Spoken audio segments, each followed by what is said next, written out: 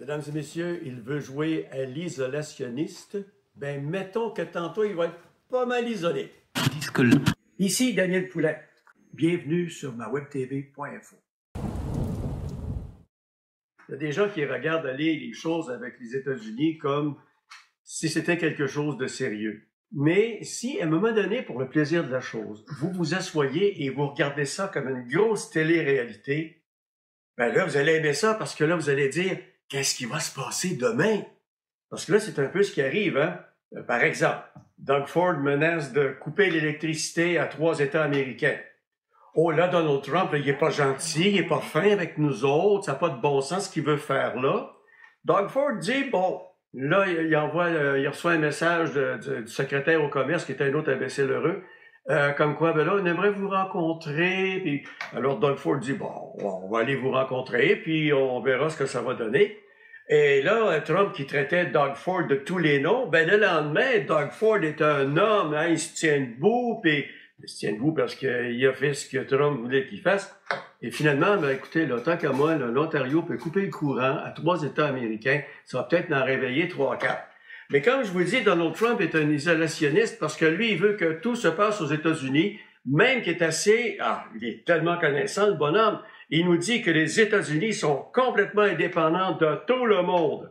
L'espèce de gros épais s'aperçoit pas que depuis 40 ans, les entreprises quittent les États-Unis parce que ça coûte moins cher de main-d'œuvre ailleurs. Alors, s'ils ramènent tout ça aux États-Unis, ben là, ça va coûter plus cher les produits, c'est sûr et certain. Il est allé faire, il fait croire au monde, écoutez, là, ça, c'est vraiment, là, c'est niaiseux, mais il fait croire au monde qu'avec les tarifs qu'il charge, tous les Américains qui gagnent moins de 150 000 ne paieront plus d'impôts à cause de ça. Les gros épais s'est pas rendu compte que son tarif va être filé aux consommateurs. Alors, le gars qui fait 150 000 et moins va se retrouver gros gens comme devant. Ça, c'est de la grosse logique. Mais Trump, c'est pas ça, sa logique. Trump a une logique, là, comme les feux de l'amour, hein? Ou General Hospital. Hey, ça, c'est le fun. General Hospital, il y a un couple d'acteurs qui ont joué dans cette série-là pendant 24 ans. Ils étaient mariés dans la vraie vie, les deux. Ben, dans la série, ils ont divorcé 3 fois, puis ils se sont mariés 4 fois.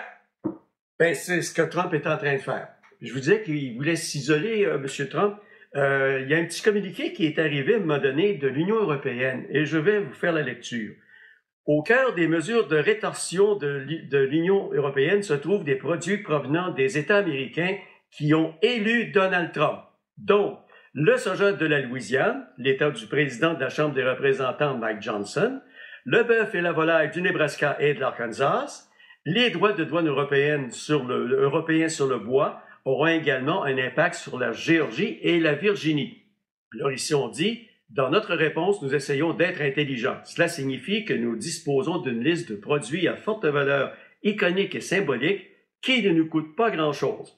Dans la liste des contre-mesures présentées à l'Union européenne, on prévoit de frapper des produits industriels comme des produits d'acier, d'aluminium, les textiles, les articles de cuir, les appareils électroménagers, les outils ménagers, les plastiques et les produits en bois.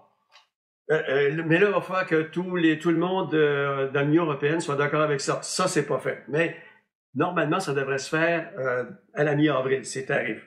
Alors lui, Trump, qu'est-ce qu'il fait? Oh, ben moi, je vais mettre 200% sur le champagne. Ben oui, tous les Américains boivent du champagne. Les Français ont répondu, mais est-ce qu'on s'en fout? Hein, déjà que ce qui est produit français en vin, en champagne, coûte déjà une fortune aux États-Unis. Il n'y a rien que lui qui puisse payer ça, puis c'est chum millionnaire. Donc, écoutez, ça ne changera pas grand-chose dans la vie de personne. Alors, tout ce qu'il fait, c'est menacer, c'est gueuler comme un putois. Il y a un sondage qui est sorti mercredi matin à CNN. 61% des Américains disent qu'ils gèrent très mal l'économie. OK? 61%. Et ça continue de monter. Là, on n'avait pas les chiffres du chômage aux États-Unis avec tous les fonctionnaires qui sont en train de mettre dehors, parce qu'il semblerait que les 130 000 fonctionnaires qu'ils ont mis dehors jusqu'à maintenant, en 2 mois, c'est des gens qui servaient à rien. Hein? 132 000. Un garde forestier se fait mettre dehors. Il ne sert à rien. Hein? Ben, il ne sert à rien. C'est un garde forestier. On va le mettre dehors. Alors, moi, j'ai comme une impression que tantôt, si l'Union européenne met en vigueur les tarifs, ben là, ça va être vraiment une guerre de tarifs contre tarifs contre tarifs contre tarifs. Et puis on avait l'Otnik, là, le lunatique de Trump, là, qui s'en va dire que oh, c'est drôle, le Canada, ils mettent des tarifs des équipements sportifs.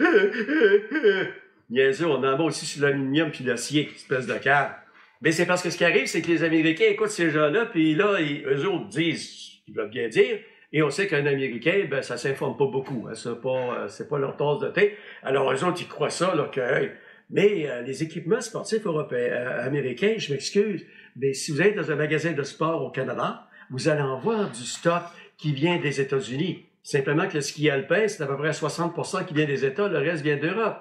Alors là, Donald Trump, il va imploser à la fin d'avril, puis en plus, le gros épais en finissant, il était avec le président de l'Irlande. Il dit, on va fêter la Saint-Patrick ensemble. Puis 2 secondes après, il dit que l'Irlande, c'est un des pays méchants qui profitent des États-Unis. Pauvre petit Donald.